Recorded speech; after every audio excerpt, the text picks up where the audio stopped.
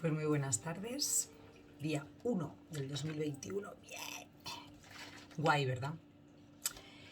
Bueno, pues yo quiero comenzar este año con el mismo propósito que terminé el anterior, que era haciéndome eco de esas miles y miles y cientos de enfermedades que hay raras, que la gente no conoce, que no hay investigación o que cuesta mucho obtener, económicamente obtener dinero para poder investigar.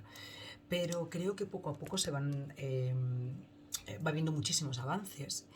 Y yo abrí un email, que ya os lo he comentado en otros vídeos, es yo os doy voz, @outblue.es, donde me están llegando, yo no sabía que iba a tener tanta repercusión, y me están llegando muchísimas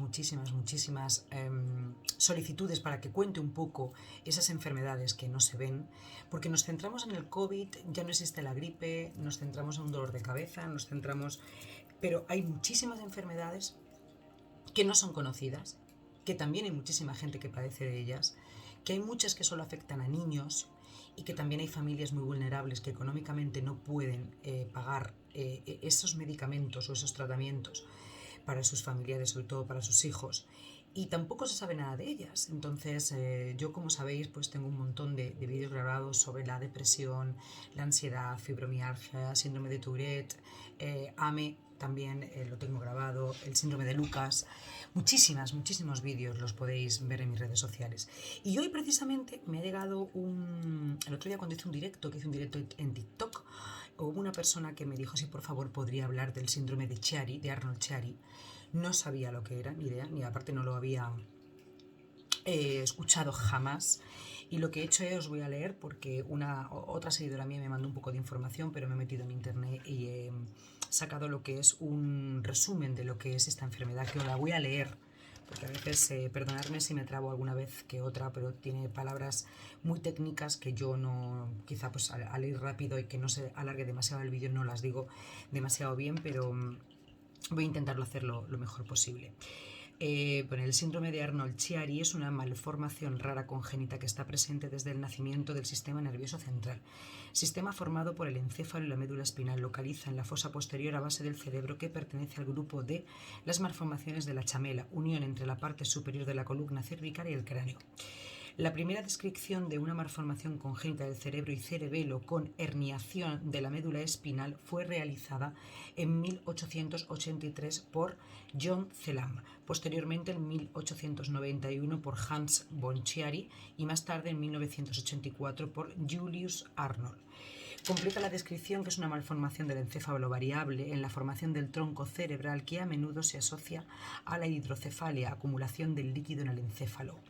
La forma más extrema consiste en la herniación. Hernia es la prostrucción de un órgano a través de un orificio, de estructuras de la porción más baja del cerebro, conocidas como amígdalas cerebrosas, y del tronco cerebral a través del foramen magnum, que es la apertura de la parte posterior del cráneo.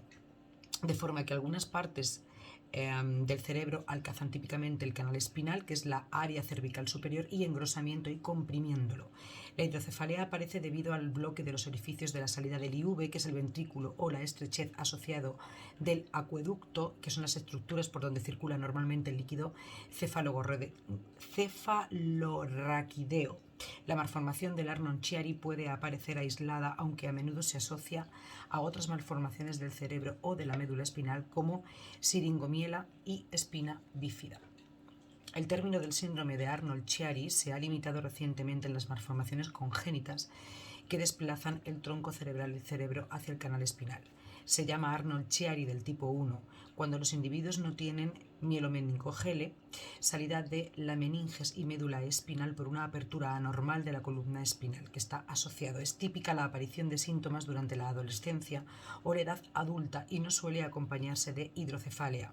Los pacientes padecen cefalea, que es dolor de cabeza, eso lo sabemos todos, recurrente, dolor cervical, y espasticidad, son las contracciones involuntarias, son los espasmos típicos del síndrome de Tourette. Es cuando presiona un músculo y te da espasmos sin que sea por tu propia voluntad. Son progresivas en las extremidades inferiores. El Arnold-Chiari de tipo 2 porque hay, por lo que estoy viendo, hay dos. Por el contrario, asocia esta malformación del cerebro a una mieloneringocele, que lo que te he dicho antes, lo que os he dicho antes, por lo que el saco herniado puede contener partes de la médula espinal, las membranas espinales y el líquido cefalocoirreo.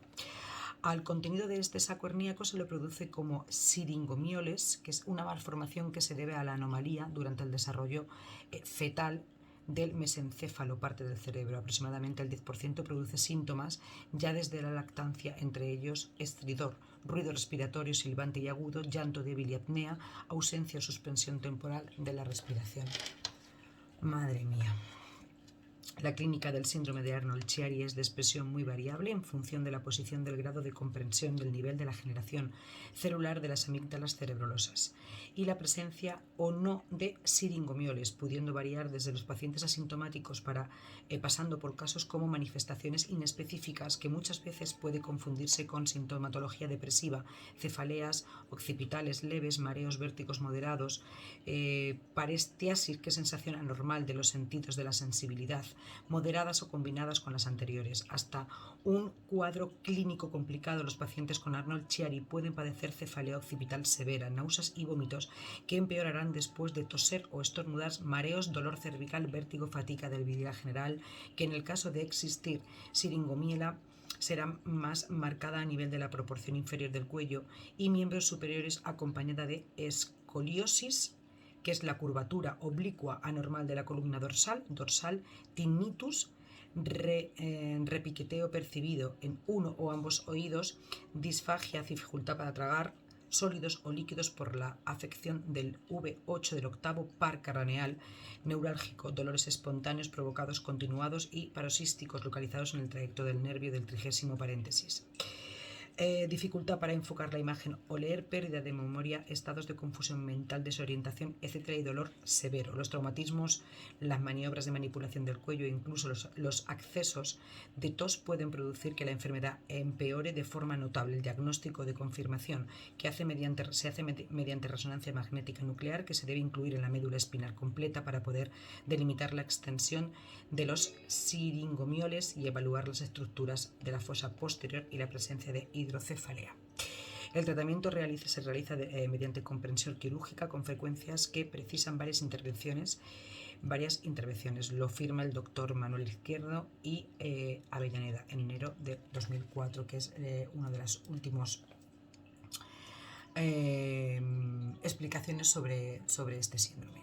Lo padecen bastantes personas, lo que pasa que lo que os he dicho antes, que no estamos acostumbrados a hablar de estas enfermedades. No es que no estamos acostumbrados, sino que no habla nadie de este tipo de enfermedad. Y yo creo que todas las enfermedades que sean raras se les tiene que dar voz. ¿Por qué? Pues porque hay a veces que llevamos a nuestros familiares, a nuestros hijos, a nuestros sobrinos, y hay muchas veces que si hubiera más investigación y si hubiera más conocimiento de este tipo de enfermedades se podría detectar muchísimo mejor. Entonces yo valoro muchísimo la sanidad, pero sobre todo valoro a la gente que investiga. Lo que pasa es que hace falta pues centrarse en que hay muchísimas enfermedades raras, que hay que darle voz a todas estas enfermedades y que yo me voy a preocupar desde mi opinión y desde mi humilde opinión, y desde mi casa, a poder darle voz a todas estas enfermedades, que seguramente cuando esto sale a la luz, luego hay un montón de gente, pues yo lo tuvo mi hermano, lo tuvo mi amigo, lo tuvo...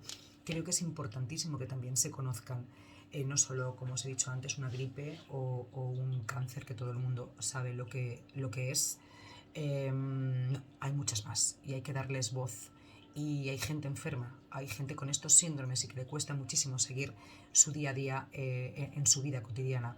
Entonces, si hubiera remedios o si hubiera, como os he dicho antes, investigación, creo que simplemente, aunque no se puedan curar al 100%, pero que puedan tener una mejor calidad de vida, sería muy importante, porque hoy les está pasando a ellos, pero mañana nos puede pasar a nosotros. ¿De acuerdo?